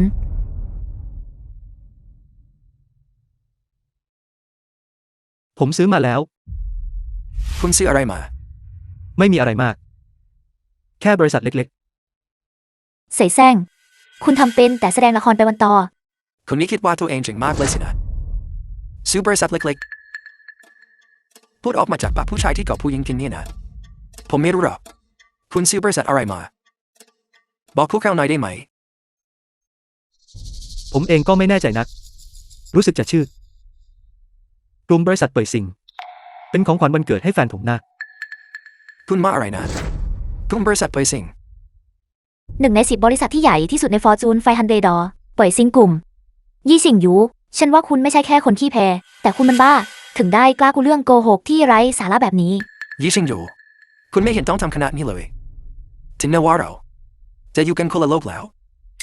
ถ้าคุณลำบากจริงๆบอกผมตรงๆก็ได้คุณมาทำงานที่บริษัทผมก็ได้ถึงเงินเดือนจะน้อยหน่อยแต่อย่างน้อยคุณก็ได้เรียนรู้อะไรใหม่ๆไม่จำเป็นต้องมาอยู่ที่นี่แล้วมานั่งพูดจาเพ้อเจ้อ ผมไม่ได้ล้อเล่นนะ บริษัทนั้น ชื่อเป่ยซิงจริง ๆ อย่างไรก็ตาม ผมไม่ได้ถือหุ้นทั้งหมด ผมซื้อมาแค่ 90%ส่วนที่เหลือที่ไม่ได้ซื้อ ยังเป็นที่น่าเสียดายอยู่นิดหน่อย 90%แล้วคุณมาเสียใจตอนนี้เนี่ยนะนั้นมันต้องเป็นเงินหลายแสนล้านต่อให้ใครโทรคุณยี่ชิงอยู่คุณก็ไม่มีเงินมากขนาดนั้นหรอก ช่างเถอะ จะเชื่อหรือไม่ก็แล้วแต่คุณ เอาเถอะนะเลิกคุยเรื่องบริษัทกันดีกว่าวันนี้ผมพาทุกคนมาที่ The นี่ film เพื่อร่ว was มตัวกัน translated and narrated ก็แค่ by M Media. ให้ทุกคนได้อัปเดตชีวิตความเป็นอยู่ของกันและกันหัวหน้าห้องเรานี่อวดกันจริงๆก็ต้องมีคนหนึ่งที่คอยเป็นหัวหน้าห้อง แต่ว่าทำไมอาหารยังไม่มาอีก ผมหิวจะแย่แล้ว บางทีในครัวอาจจะยุ่งเกินไปที่จะมารับรองพวกเราตอนนี้อย่าไรเสียที่นี่ก็เป็นร้านอาหารระดับท็อปอาหารแต่ละจานต้องอาศัยการจัดเตรียมอย่างพิถีพิถันก็พอเข้าใจได้คุยกันท็อปไปเถอะ ไม่น่าใช่ ผมเคยมาที่ฟูหายหยุนเทียนมาก่อน บริการไม่เคยช้าขนาดนี้มาก่อนเลย คุณไม่ได้ลืมสั่งอาหารใช่ไหม ยี่ชิงหยูคุณกำลังพูดจาเพ้อเจ้ออะไรอยู่ หัวหน้าห้องเป็นคนเชิญพวกเรามาที่ฟูไห่หยุนเทียน ร้านอาหารระดับหรูแบบนี้ เขาจะลืมสั่งอาหารได้ยังไง คุณคิดว่าทุกคนจะเหมือนคุณหรือไง ใช่ ผมเทียบคุณไม่ได้หรอกครับหัวหน้างาน ผ ผมแค่กำลังบอกว่าบริการที่ฟูหายหยุนเทียนไม่น่าจะช้าขนาดนี้ปกติการบริหารจัดการของที่นี่เป็นมืออาชีพมากยังไงที่นี่ก็เป็นร้านอาหารของผม การบริหารจัดการมืออาชีพคุณรู้จักคำว่าการบริหารจัดการดีพอหรือเปล่าคุณเคยมาทานที่นี่จริงๆหรือเปล่าอย่ามาพูดตลกหน่อยเลยมื้ออาหารมื้อเดียวที่นี่ราคาอย่างน้อยกว่า$100คุณใจไหวหรือเปล่ายี่ชิงอยู่ผมรู้ว่าคุณอาจจะทำใจยอมรับช่องว่าเราไม่ได้แต่คุณก็ไม่มีสิทธิ์มาสงสัยว่าผมเป็นคนสั่งอาหาร ผมสั่งไปแล้วจริงๆ ถ้างั้นบริการก็ไม่ควรจะช้าขนาดนี้ พวกเขาบริการลูกค้ากันยังไง เดี๋ยวผมไปคุยกับผู้จัดการเอง ไม่ต้องไปรอผู้จัดการที่นี่เขายุ่งมากและคงไม่มีเวลารอผมคุ้นเคยกับผู้จัดการที่นี่ดีเดี๋ยวผมไปจัดการเองยังไงซะเราก็เป็นเพื่อนร่วมชั้นเขากันผมจะใช้อิทธิพลที่มีอีกสักครั้ง สมกับเป็นหัวหน้าห้องของเราจริงๆ นับเป็นโชคดี ที่ได้เป็นเพื่อนร่วมชั้นของคุณ ก็ต้องอย่างนั้นไม่เหมือนกับบางคนที่นอกจากจะกับผู้หญิงที่แล้วยังมาใส่ร้ายหัวหน้าห้องอีกน่าขายหน้าจริงๆ ไม่เป็นไรครับ ผมก็รู้จักผู้จัดการที่นี่เหมือนกัน เดี๋ยวผมไปเอง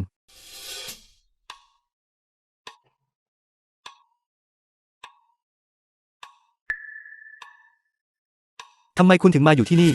คุณจัดการธุระเรื่องบริษัทเสร็จแล้วหรือ ประธานของกลุ่มบริษัทเป่ยซิงเพิ่งโทรหาฉันเขาบอกว่าคุณกว้านซื้อหุ้นบริษัทของพวกเขาไปถึง 90%เขาขอให้ฉันมาพบที่นี่เพื่อหารือเกี่ยวกับการควบรวมและการส่งมอบงานของบริษัท พระเจ้าช่วย เร็วขนาดนั้นเลย ผมเพิ่งได้มาเมื่อกี้เอง ยังไงนั่นก็เป็นบริษัทในกลุ่ม Fortune 500 นะ ผมขอแนะนำให้ทุกคนรู้จักนะครับ นี่ คือแฟนของผม อูเฟย ก่อผู้หญิงกินแล้วยังจะมาอวดรวย โลกใบนี้ เริ่มจะเข้าใจยากขึ้นทุกที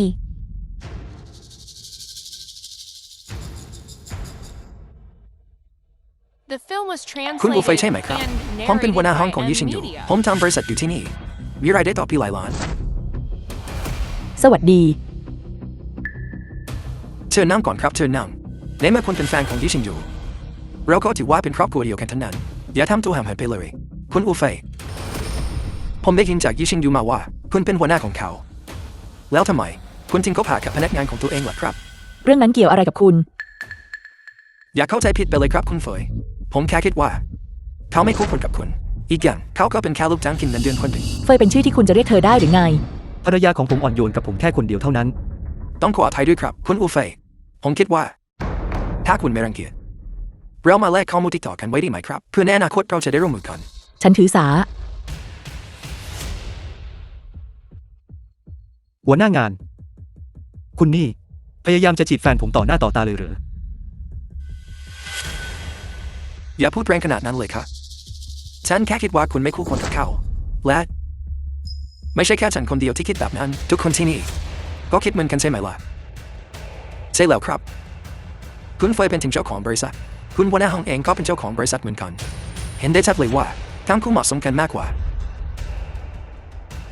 เห็นไหมผมบอกคุณแล้วยี่ชิงอยู่คนเรานะสิ่งที่สำคัญที่สุดคือการรู้จักประมาณตน รู้จักตัวเองบ้างไหม ผมรู้จักตัวเองไหมงั้นหรือ ผมไม่รู้หรอก แต่คุณนะ ขาดความสำนึกรู้ในตัวเองอย่างเห็นได้ชัดเลย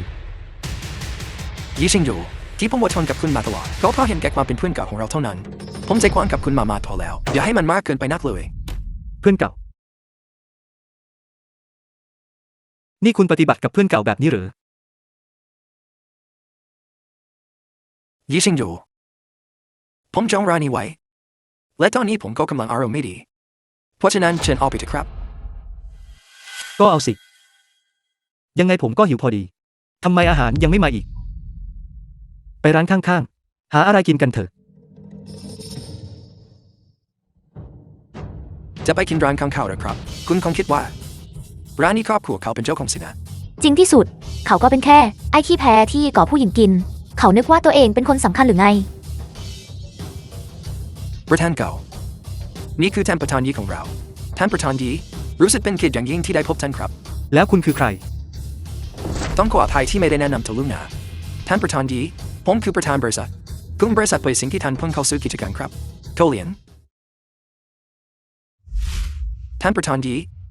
พอประธานเขาทราบว่าคุณได้เข้าซื้อหุ้น 90% ของทุนบริษัทไฟซิงและควบรวมกับบริษัทของคุณอยู่แล้วประธานเก่าเขาก็รีบมาพบคุณทันทีเพื่อหา The รือเรื่อง film ความ was ร่วมมือ translated and เขาให้เกียรติคุณอย่างสูง narrated สุด by M Media. นั่นคือเหตุผลที่เขารีบมาเพื่อพบคุณด้วยตัวเอง งั้นเราก็เป็นครอบครัวเดียวกันแล้วนะ เรามาดูแลซึ่งกันและกันเถอะ ท่านประธานยี่ท่านทำตัวเกินไปแล้วครับการได้ทำงานภายใต้การนำของท่านถือเป็นเกียรติสูงสุดของผมเลยด้วยวิสัยทัศน์และความมุ่งมั่นของท่านผมมั่นใจว่าเมื่อคุณบริษัทไปสิ่งประสานร่วมเข้ากับบริษัทของคุณอยู่แล้วเราจะก้าวไปสู่จุดสูงสุดใหม่แน่นอนครับคุณเป็นประธานกลุ่มบริษัทไปสิ่งอย่างนั้นหรือประธานเก่าใช่ครับแล้วแกเป็นใคร เขาหรือ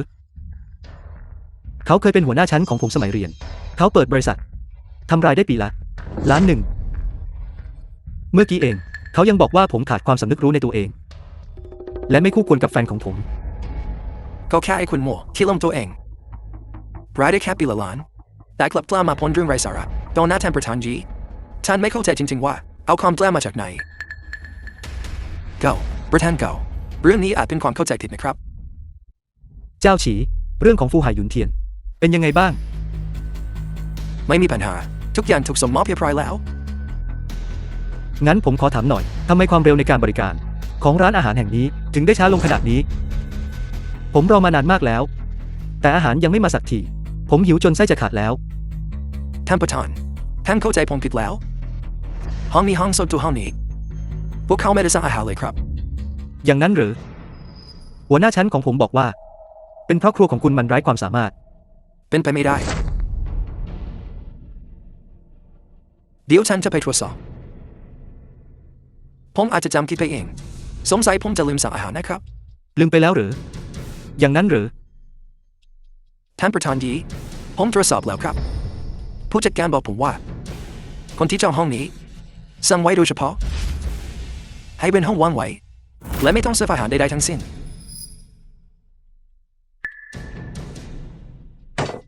เจียงเฮารานฉันไม่คิดเลยว่าคุณจะเป็นคนแบบนี้ฉันมองคนผิดไปจริง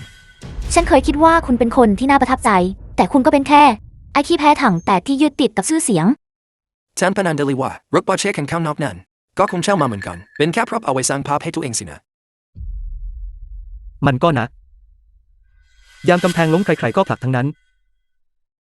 จริงๆแล้วฉันรู้อยู่แล้วล่ะอันที่จริงท่านประธานยีก็เป็นคนที่เก่งที่สุดในรุ่นเรามาตลอดก็ในสมัยเรียนท่านประธานยีมีผลการเรียนดีที่สุดนี่นะ ใช่แล้วท่านประธานยี่ สมัยเรียน ฉันเคยแอบชอบคุณด้วยนะ ก่อนหน้านี้ฉันก็แค่ ทดสอบคุณอยู่ ถ้าคุณอยาก เราไปเดทกัน คืนนี้ไหม ไม่ต้องหรอก ผมมีแฟนแล้ว เก็บคำประจบสอพลอของคุณไว้ใช้กับหัวหน้าฉันเถอะ บอกให้ครัวเริ่มเสิร์ฟอาหารได้แล้ว The film was มื้อนี้ผมเลี้ยงเอง translated and narrated ไม่ by มีปัญหา M Media. เรื่องนี้ปล่อยให้เป็นหน้าที่ผมเอง หลังจากมื้อนี้ เราก็ไม่ต้องติดต่อกันอีกแล้วนะ ยังไงเสีย ตอนนี้เราก็อยู่กันคนละระดับแล้ว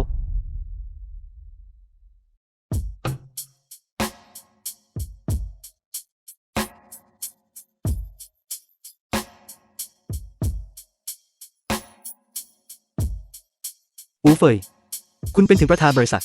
แต่กลับใช้ชีวิตสมทจัง ท่านประธานยีใช้ชีวิตอย่างหรูหรา คุณยังไม่เคยไปที่พักของผม ถ้าคุณได้ไปคุณจะเข้าใจเอง ที่พักของผม เทียบไม่ได้แม้แต่ครึ่งหนึ่งของคุณด้วยซ้ำ ตรงย่าคงเคยไปที่นั่นมาแล้วสินะ ยังไงซะ เธอก็เป็นแฟนเก่าของคุณ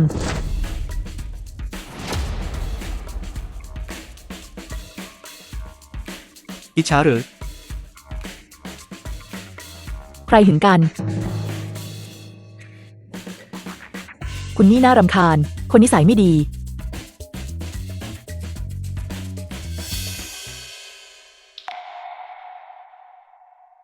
อูเฟย จริงๆแล้ว ก่อนที่ผมจะเจอคุณ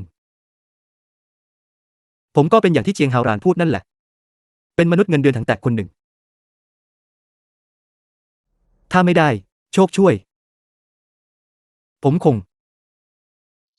ไม่มีวันได้เจอคุณในชาตินี้แน่ คุณต้องการจะพูดอะไรกันแน่ เมื่อจัดการ เรื่องบริษัทนี้เรียบร้อย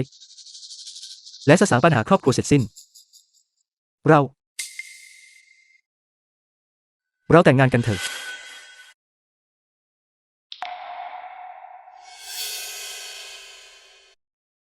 คุณ ไม่เต็มใจหรือ ฉันเต็มใจ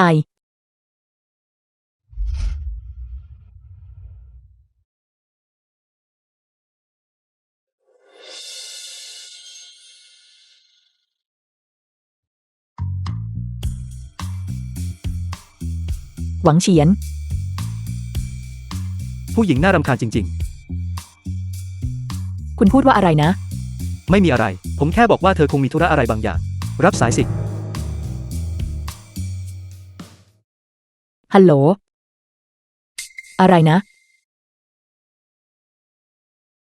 หวังเฉียนบอกว่า การควบรวมกลุ่มบริษัทหยวนเซินและเป่ยซิงเข้ากับบริษัทของเรากำลังเจอปัญหาบางอย่าง เกิดอะไรขึ้น เธอไม่ได้อธิบายรายละเอียดทางโทรศัพท์ ฉันจะรีบไปที่นั่น ผมจะไปกับคุณด้วย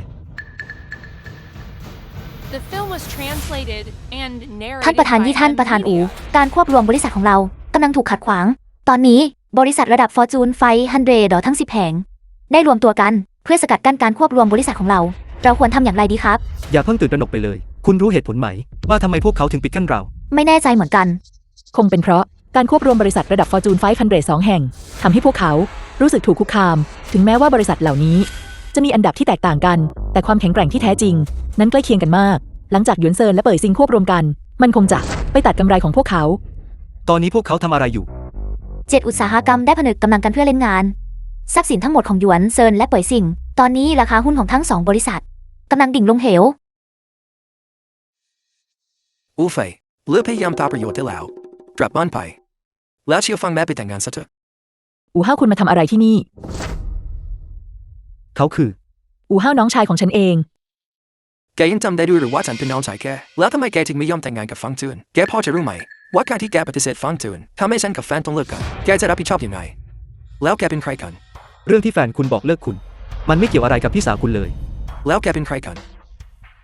อู่ห้าวระวังคำพูดหน่อย เขาเป็นแฟนของฉัน ยี่ชิงหยู ที่แท้แกก็เป็นคนมาล่อลวงน้องสาวฉันไอ้ขยะเพกนี้เองแกกล้าได้ยังไงถึงโผล่หัวมาที่บริษัทน้องสาวฉัน พี่สาวคุณคือแฟนผม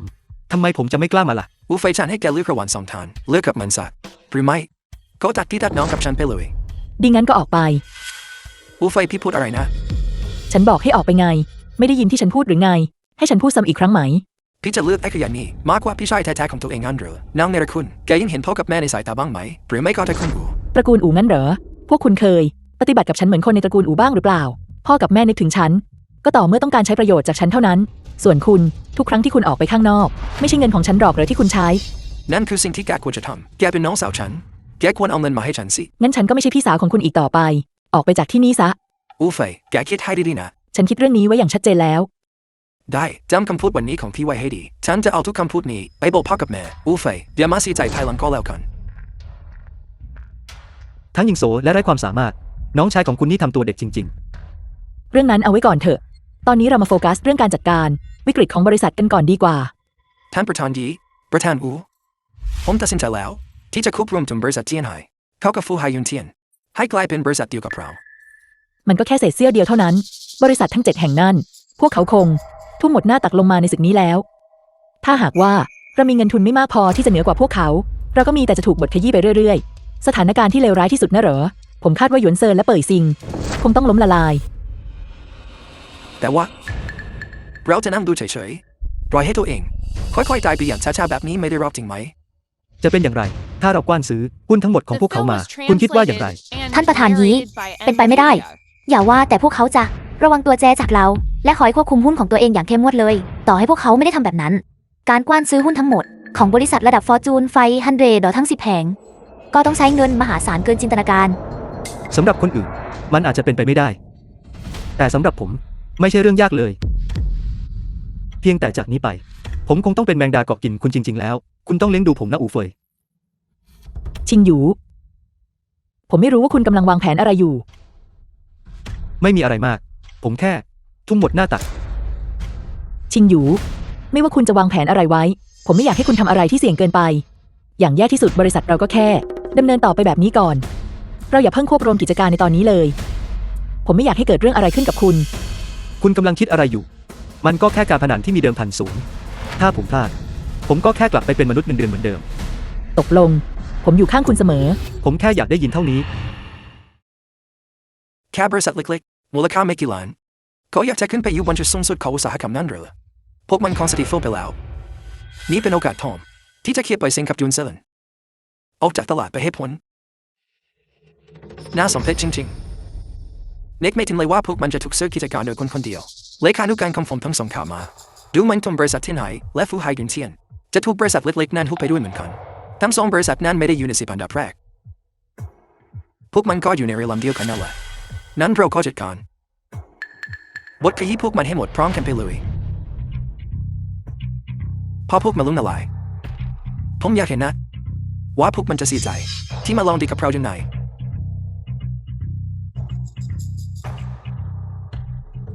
นี่มัน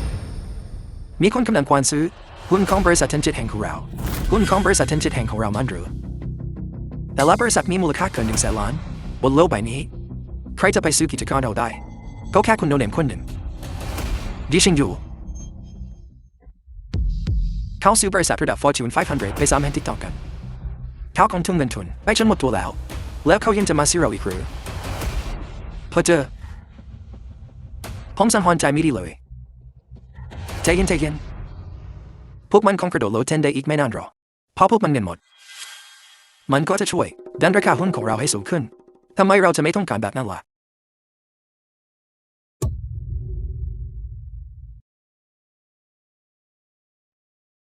เป็นไปไม่ได้เกิดอะไรขึ้นครับผู้อำนวยการเจิ้งทำไมคุณถึงโมลายขนาดนั้นหุ้นบริษัทของผมถูกควานซื้อไปแล้วมากกว่า 90% อย่าตื่นตระหนกไปเลยผมสงสัยว่าเขาแค่พยายามคู่เราเฉยๆเกิดเรื่องอะไรขึ้น The film was บริษัทของผมที่มีมูลค่า translated ตามราคา and ตลาด narrated 100,000 ล้าน by ถูกซื้อหุ้นไป Media. แล้วเพียง 99%เขาบังอาจขนาดนี้ได้ยังไงนี่มัน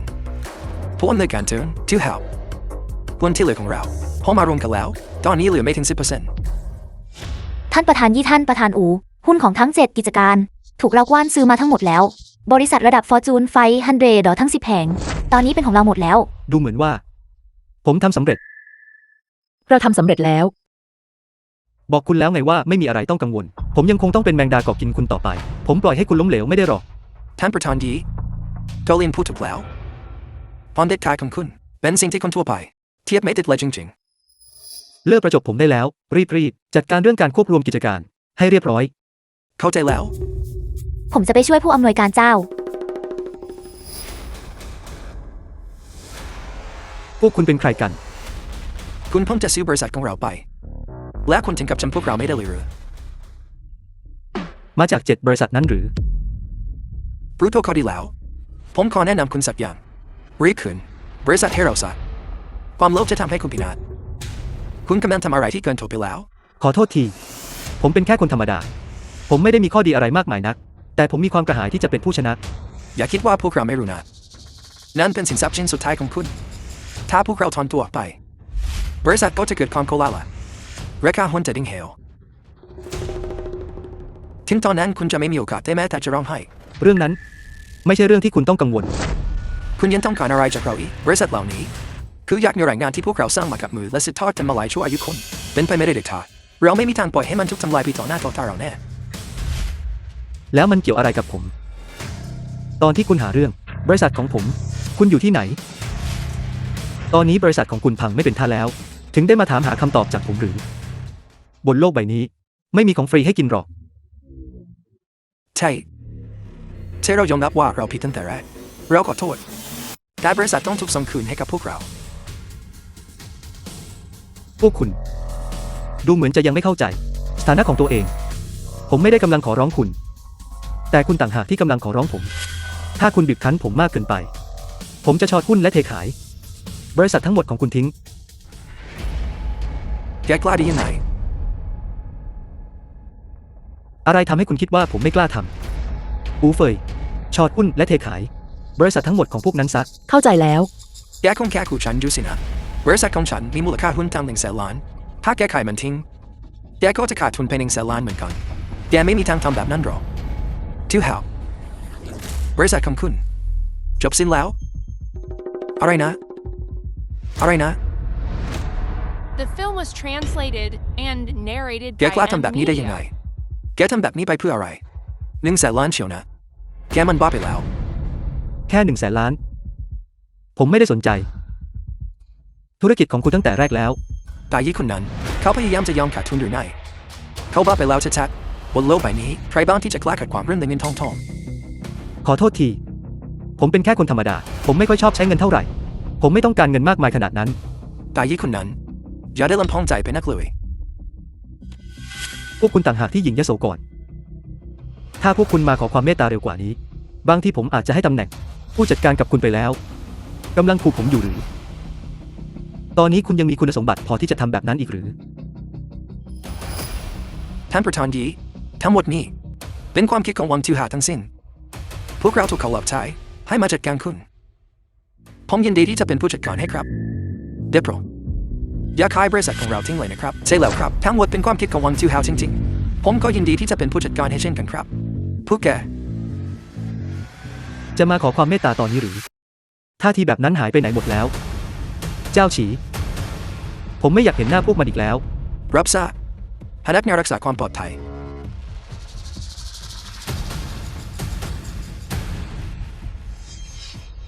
ท่านประธานยีเราออกข่าวกันแล้ว มูลค่าล่าสุด ขนาดบริษัทของเราพุ่งขึ้นเป็นอันดับ1ของโลกแล้ว ทีนี้ผมก็สามารถเป็นแมงดาเกาะกินคุณได้อย่างสบายใจเสียที ผมจะให้คุณเป็นคนนั้นไปตลอดชีวิตเลย เธอมาทำอะไรที่นี่ ฉันไม่มีความเกี่ยวข้องใดๆ กับตระกูลอูอีกต่อไปแล้ว แม่เห็นไหมอูไฟมันเป็นคนทรยศพอมีเงินเข้าหน่อยก็เล่นบุญคุณที่ตระกูลอูเคยมีให้ อูเฟย แกพูดแบบนั้นได้ยังไง พวกเราเป็นครอบครัวของแกนะ ตระกูลเหรอ ตอนที่พวกคุณบังคับให้ฉันแต่งงานกับฟางเจิน พวกคุณเคยปฏิบัติกับฉันเหมือนคนในครอบครัวบ้างไหม ที่แม่ทำไป ก็เพราะหวังดีกับแกทั้งนั้น พอ ไม่ต้องมาพูดคำพูดจอมปลอมพวกนั้นกับฉันอีก ตอนนี้ฉันยุ่งมาก มีอะไรก็รีบพูดมา เธอมาหาฉันทำไม มีเรื่องอะไร ฉันไม่อยากเสียเวลามาพูดจาอ้อมค้อม ฉันอ่านข่าวแล้ว ขนาดบริษัทของแก ตอนนี้เป็นอันดับ1ของโลก แกไม่ควร แบ่งหุ้นให้น้องชายแกบ้างเหรอ อะไรนะ อูไฟฉันเป็นน้องชายแท้ๆของเธอนะตามสิทธิ์แล้ว เธอควรจะแบ่งหุ้นบริษัทมาให้ฉัน เธอต้องการเท่าไหร่ นึกว่าเธอจะยังมีความเป็นคูลเลอร์อยู่บ้านฉันไม่ได้ต้องการอะไรมากแค่แบ่งมาให้ฉัน 90% 90%ฉันจะยกหุ้นทั้งหมดให้คุณ คุณจะเอาไหม ฉันไม่เหมือนเธอนะคนในระคุณ 10% นั่นน่าเรือเก็บไปใช้เองเถอะแค่แบ่งมาให้ฉัน 90% แค่นั้นก็พอแล้ว เธอเพ้อเจ้ออะไร หุ้นบริษัทของฉันน่ะเหรอ ทำไมฉันต้องยกให้เธอด้วย The อู film เฟย was อูเฮา translated คือน้องชาย and แท้ๆของแกนะ narrated by การแบ่งหุ้นให้ Amnesia. เขา ก็เป็นเรื่องที่ควรทำไม่ใช่หรือไง น้องชายฉันน่ะเหรอ ตั้งแต่ฉันยังเด็ก เขาเคยปฏิบัติกับฉันเหมือนน้องสาวบ้างไหม แล้วพวกคุณคนไหนเคยปฏิบัติกับฉัน เหมือนคนในครอบครัวบ้าง อูเฟย แกยังมีความเป็นคนเหลืออยู่บ้างไหม ฉันเลี้ยงดูแกมาตั้งกี่ปี แกคิดว่ามันง่ายนักหรือไง พวกคุณเลี้ยงฉันมางั้นเหรอ ตั้งแต่วินาทีที่ฉันเกิดมา พวกคุณก็เอาฉันไปทิ้งไว้ที่บ้านคุณย่า จนกระทั่งท่านจากไป พวกคุณไม่เคยแม้แต่จะแวะมาเยี่ยมฉันเลยสักครั้ง พวกคุณเคยเลี้ยงฉันมาตอนไหน ถ้าไม่ใช่พ่อเงินที่พ่อกับแม่ส่งไปให้ ยายของแกจะเอาปัญญาที่ไหนมาเลี้ยงดูแก หรือที่พวกคุณหมายถึง เงินเศษเงินที่ส่งมาให้ฉัน ทุกเดือนนั่นน่ะเหรอ แค่จะซื้อข้าวสารสักถุงยังไม่ได้เลย บอกอะไรให้นะ ตอนโตมาเนี่ย ถ้าคุณย่าไม่คุยขยะมาประทังชีวิตฉันคงอดตายไปนานแล้ว ไอ้เด็กเนรคุณ ฉันเป็นแม่แกนะ แม่ฉันเหรอ ก่อนหน้านี้ทำไมคุณถึงไม่เคยทำตัวเป็นแม่ฉันเลยล่ะ อูไฟทำไมตอนนี้ถึงมาวุ่นวายอะไรล่ะ งั้นเธอเองก็คิดแบบนั้นเหมือนกันสินะ อูฮาวพูดความจริง แล้วเธอมาหาฉันทำไม ยังไงเสีย แกก็ยังเป็นคนตระกูลอู ถ้าแกอยากจะตัดขาดจากครอบครัว ฉันก็ไม่ห้ามแกหรอก แต่ในเมื่อแกมั่งมีขนาดนี้ แกก็ต้องแบ่งหุ้นให้อูฮาว ในที่สุดฉันก็เห็นท่าแท้ของพวกคุณสักที แต่ใครบอกเธอว่า บริษัทนี้เกี่ยวกับฉัน อูเฟย คุณหมายความว่ายังไง ฉันโอนหุ้นทั้งหมดให้กับยี่ชิงอยู่ไปหมดแล้ว อูไฟเธอให้บริษัทของฉันกับมันไปได้ยังไง แล้วบริษัทนี้มาเกี่ยวอะไรกับคุณตั้งแต่เมื่อไหร่ ถึงอย่างนั้นแกก็ยกบริษัท ให้คนนอกแบบนี้ไม่ได้ เธอว่าใครเป็นคนนอก เขาเป็นแฟนของฉัน อูเฟย คุณยังไม่จำเป็นต้องใช้บริษัทเพื่อพิสูจน์ตัวเองอีกหรือ ฉันพิสูจน์ตัวเองได้แล้ว อีกอย่างสิ่งของพวกนี้ทั้งหมดนี้เป็นสิ่งที่พวกคุณเคยให้ฉันมา ตอนนี้ก็แค่คืนให้เจ้าของเดิมไปเท่านั้น อย่างไรก็ตาม ในอนาคต ถ้าคุณไม่สามารถเป็นผู้ชายที่เกาะฉันกินได้อีกต่อไป ก็อย่าได้คิดจะทิ้งฉันไปเชียวล่ะ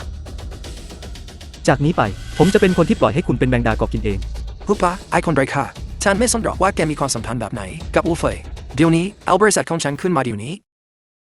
บริษัทของคุณงั้นหรือ ผมไม่ได้มีความเกี่ยวข้องทางสายเลือดอะไรกับคุณเลย มันกลายเป็นบริษัทของคุณได้ยังไง แต่นั้นมันเป็นของอูเฟยตั้งแต่แรกอยู่แล้ว ตอนนี้มันเป็นของผมแล้ว ขยะ ผมว่าคุณนั่นแหละที่เป็นขยะ ไอ้คนขี้ขลาดที่ไม่มีจุดยืนและพึ่งพาแต่พ่อแม่ แล้วยังกล้าเรียกตัวเองว่าลูกผู้ชายอีกหรือ แกคิดว่าแกเป็นใครกัน ถ้าไม่ใช่เพราะอูเฟย แกจะมีปัญญามายืนอยู่ตรงนี้ แล้วพูดกับฉันได้หรือ ชัดเจนเลยว่าคนที่เป็นคน ขโมยบริษัทของอูเฟยไปคือแก ผมขโมยมางั้นหรือ งั้นผมขอถามคุณหน่อย ที่ตั้งปัจจุบันของบริษัทที่เฉาหยางพลาซ่า The Bên film cổng was cày. translated and narrated Cổng phụng. by M Media. กลุ่มบริษัทเทียนไหที่ควบรวมกันเป็นของใคร ของผม ฟูไห่หยุนเทียนเป็นของใคร ยังเป็นของผม ส่วนหุ้นของบริษัทอูเฟย ผมเป็นคนกว้านซื้อมาทั้งหมด คุณควรจะรู้สึกขอบคุณนะ ถ้าไม่ใช่เพราะว่าคุณมีความเกี่ยวข้องกับอูเฟย คนที่ไม่มีคุณสมบัติพอจะมายืนอยู่ตรงหน้าผม ก็คือคุณต่างหาก แต่แกเห็นชัดดดอยู่ว่า ยกบริษัทให้อูเฟยไปแล้ว แล้วตอนนี้แกจะมาทวงคืนเนี่ยนะ แกมันคนประเภทไหนกัน ก็อย่างที่คุณพูด บริษัทนี้เป็นสิ่งที่ผมมอบให้อูเฟย ดังนั้นผมจะยกมันให้ ใครก็ได้ที่ผมต้องการ แล้วถ้าผมไม่ให้คุณ มันจะมีปัญหาอะไรไหม อูเฟย แกจะตัดขาดจากตระกูลอูจอริงลิงเหรอ ตั้งแต่วินาทีที่พวกคุณทอดทิ้งฉันก็ไม่มีความสัมพันธ์ใดๆ กับตระกูลอูอีกแล้ว ตลอดหลายปีที่ผ่านมา ฉันให้เงินตระกูลอูไปมากเกินพอแล้ว ดี ไอคนในละคุณ คอยดูเถอะ ตระกูลอูจะจัดการแกแน่ ในละคุณ ผมว่าตระกูลอูต่างหากที่เต็มไปด้วยพวกในละคุณ ท่านประธานอู ผมทนดูต่อไปไม่ไหวแล้วครับ คนของตระกูลอู ปล่อยให้เป็นหน้าที่ผมเอง ช่างเถอะ คุณกำลังทำอะไรน่ะ ฟังผมให้ดีนะครับ ผมคือแม่ของอูเฟย ฉันเป็นน้องชายแท้ๆของอูเฟยนะ ผมคือหวังเฉียนเลขานุการของท่านประธานอู ตั้งแต่วันนี้เป็นต้นไป ความร่วมมือทั้งหมดที่เกี่ยวข้องกับตระกูลอู ถูกยกเลิก ธุรกิจทุกอย่างที่เกี่ยวข้องกับตระกูลอู จะถูกขึ้นบัญชีดำนับจากนี้ เราจะไม่มีวันติดต่อกันอีก คุณทำแบบนี้ไม่ได้นะ การยกเลิกความร่วมมือทั้งหมด จะทำให้ตระกูลอูล้มละลาย แล้วมันเกี่ยวอะไรกับผมล่ะ พวกเขาเป็นครอบครัวของประธานอู พวกเขาไม่เกี่ยวข้องอะไรกับผมทั้งนั้น ชะตากรรมของตระกูลอู ไม่ใช่เรื่องที่ผมต้องสนใจ อูเฟย อูเฟย บอกให้เธอถอนคำสั่งนั้นเดี๋ยวนี้ คุณปล่อยให้เธอทำแบบนี้ไม่ได้นะ ผมบอกไปแล้วไง เรื่องที่เธออยากจะทำนั่นมันเป็นธุระของเธอ ไม่เกี่ยวกับผม อูเฟยเธอตั้งใจจะตัดอนาคตของตระกูลอูจริงๆใช่ไหม พูดใหม่อีกครั้งสิแล้ว คุณจะได้รู้ว่าอะไรจะเกิดขึ้น อูเฟย ผมผิดไปแล้ว ที่ผ่านมาตระกูลอูปฏิปัติต่อคุณไม่ดี ได้โปรดเห็นแก่ความใจกว้างของคุณเถอะ ปล่อยตระกูลอูไปเถอะ ผมเหนื่อยแล้วกลับบ้านกันเถอะ